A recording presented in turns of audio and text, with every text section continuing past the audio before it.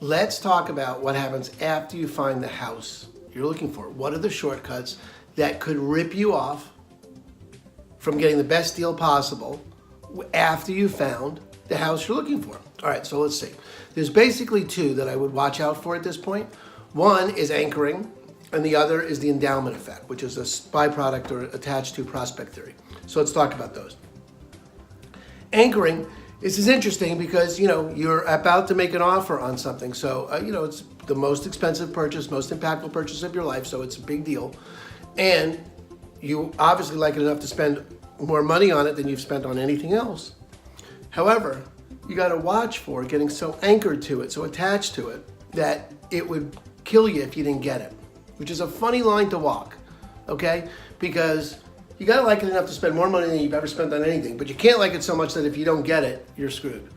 So, but that is the case. That's what's happening, and you got to watch out for that you watch out, you don't get too attached, okay? It's not quite the full anchoring distinction, but it's close enough for jazz, close enough for the work we're doing.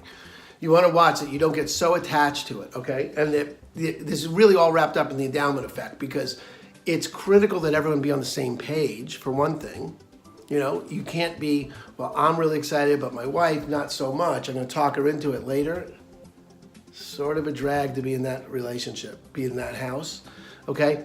And you also want to watch, if you walk in and you're like, oh yeah, we could paint that wall blue because it goes with our couch, start acting as if you own it, start attaching yourself to it like you own it, you're going to do more.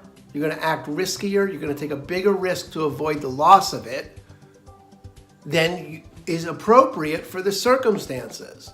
If you become that you already own it, if you become anchored to it in that way, if you become that it's already yours, you're going to start operating like the loss of it would greatly impact you.